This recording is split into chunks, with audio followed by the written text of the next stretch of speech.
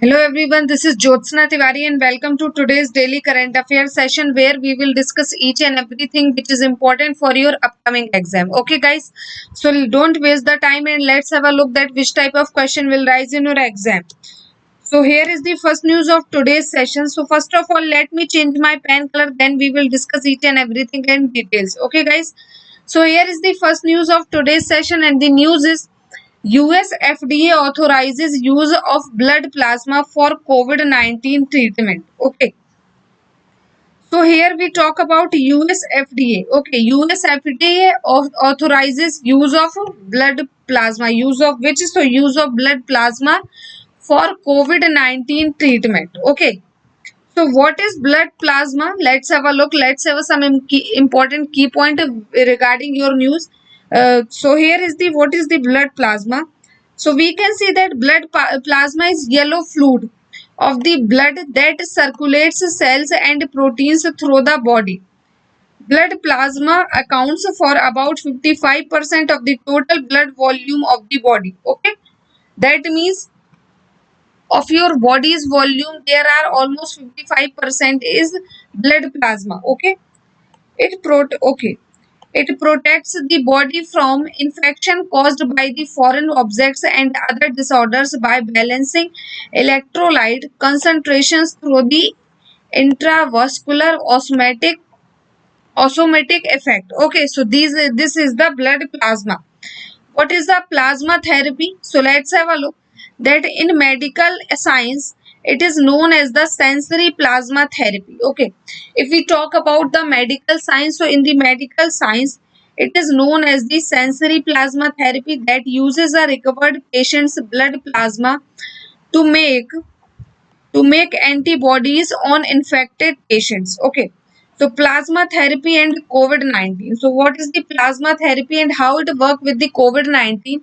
So here we can see that the some positive results have been found so far in Delhi and Mumbai, but more research work in needed to understand its efficiency in different types of patients. Okay, so this is the basically plasma and COVID-19 plasma therapy.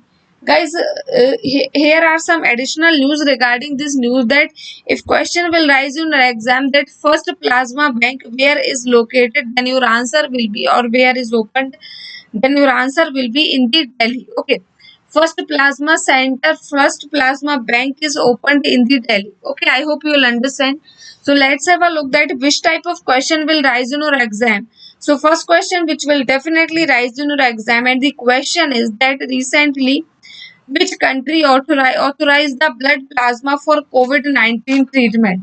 Then your answer will be US FDA authorized. Okay, and that's enough for this particular news. Okay, so if you guys if you have any question regarding this news, then you can ask me in the comment box.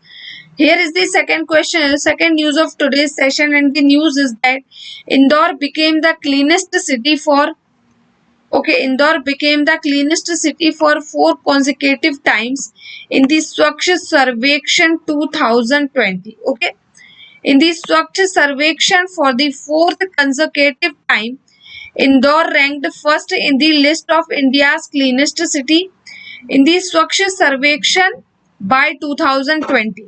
The results were announced in 20th August by Hardeep Singh Puri. Who is the Hardeep Singh Puri? So Hardeep Singh Puri is the Union Minister of State for Housing and Urban Affairs, independent charge. Surat in Gujarat and Navi Mumbai in Maharashtra rank second and the third among the cleanest city with the population of over a million. That means if we talk about first, so first city is the Indore as well as from the fourth time. Okay. Second one is Surat, which is located. Second one is Surat and which is located in Gujarat, and third one is Navi Mumbai, which is located in Maharashtra. Okay, I hope you'll understand each and everything. So let's have a look main characteristics regarding this news. So here are some main characteristics regarding this news. So first one is Swachh Sarvekshan 2020 All India Survey started in 2016. Under the mission, the ministry ranks cities, towns and states in India on the basis of the sanitization, waste management, and overall sanitizations. Okay. In the list, the first three places were optioned for cities with less than a 1 lakh population, 1 lakh population in Karad, Saswad and Lonavala in Maharashtra. Among cities with the population of 1 lakh to 10 lakh, Ambikapur, Chhattisgarh was declared the cleanest. It was followed by the Mysore and Karnataka. Okay. I hope you will understand each and everything, guys. If any question will rise in your mind, you can ask me. Let's have a look at that which type of question will rise in your exam regarding this news. So, first question which will definitely rise that which city is the became the cleanest city for 4 consecutive times in the Swachh Sarvekshan mission. Then your answer will be Indore. Second one is which? That is Surat, which is located in Gujarat. Third one is Navi Mumbai, which is located in Maharashtra. So these are the top three cleanest city in India. By the cleanest city in the Swachh Sarvekshan mission by 2020. Okay. So this mission is started from 2016. Please remember that this mission is started from 2016. Okay. Or now in the fourth time Swachh Sarvekshan 2020. Okay. So these are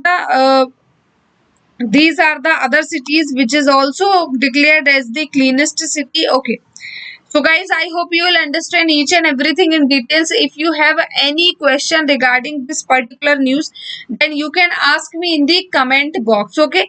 So let's have a look and let's have a look the next news of today's session. And the news is that Turkey discover. Turkey discovered as a large natural gas reserve in the Black Sea. Okay, so recently Turkey is a country which has discovered the large natural gas reserve in the Black Sea. Okay, so let's have a look at Turkey. Turkey discovered large natural gas reserve in the Black Sea coast. The announcement was made by Turkish President Recep Tayyip Erdogan. The discovery involved 320 million cubic meter of natural gas.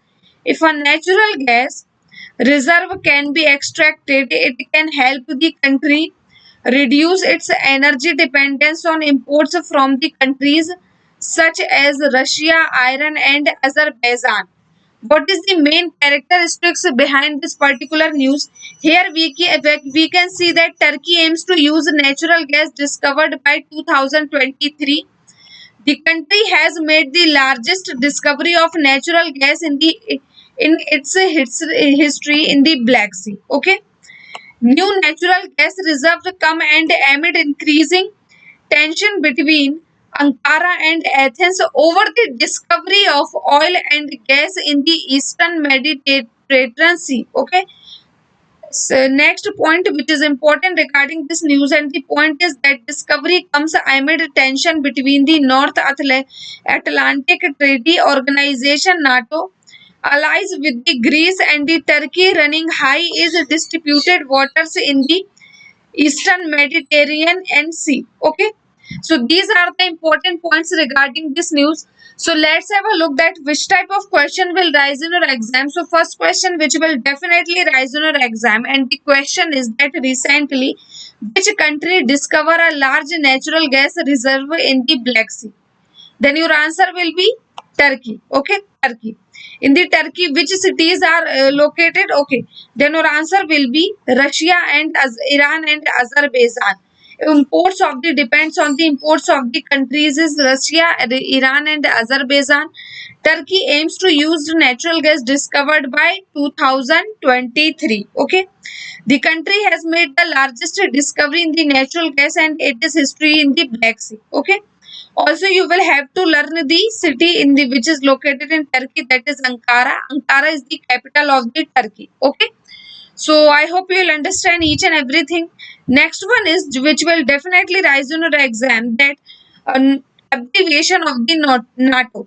So abbreviation of the NATO is North Atlantic Treaty Organization. This is the full form of the NATO. Okay, I hope you will understand each and everything in details, guys.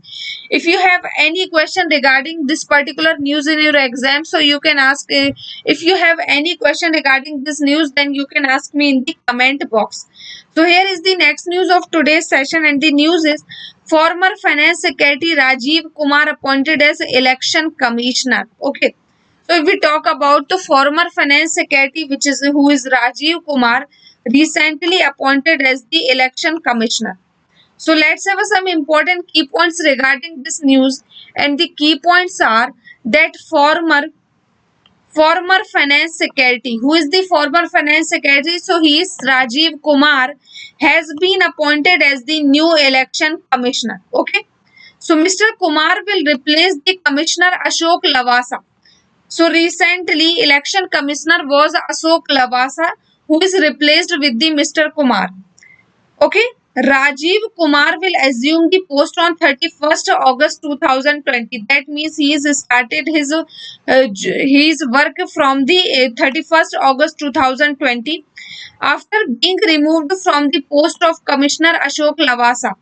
Outgoing election commissioner Ashok Lavasa will join the Asian Development Bank of its vice chairman. Okay, so why Ashok Lavasa resigned? So Ashok Lavasa resigned because he is chosen as the vice president of the Asian Development Bank. Okay, which headquarter is located in Manila, Philippines. Asian Development headquarter is located in Manila, Philippines. So let's have some important key points about the Rajiv Kumar. So Rajiv Kumar is in 1984 batch retired Indian Administrative Service IAS officer from the Jharkhand cadre. Okay. Kumar has over 30 years of experience in public policy and administration in the various fields. He holds as masters in public policy and sustainability as well BSc and LLB degrees. Okay. Kumar served as the secretary of the Department of Financial Services in the month of September when most of the public sector banks were in deficit in 2019. He has named as the finance secretary. Okay. He played a major role in a major merger in 4 of the 10 PSB as a financial secretary. He took several policies decisions to promote accountable and the responsible banking. Okay. Some or important point that is Kumar recapitalized banks to the tune of rupees 3 lakh crore during his tenure. He initiated and implemented a 59 minutes loan scheme for the MSME sector. Okay, so these are the important point which is regarding your news. So let's have a look at which type of question will rise in your exam. So first question which will definitely rise in your exam, that recently who is appointed as the election commissioner, then your answer will be Rajiv Kumar. Rajiv Kumar formerly paid the role of which for the which post, then your answer will be finance secretary. Okay, so Rajiv Kumar replaced which person, then your answer will be Ashok Lavasa. Okay, or next question which will rise on your exam, that who is the former election commissioner of India. So your answer will be Ashok Lavasa.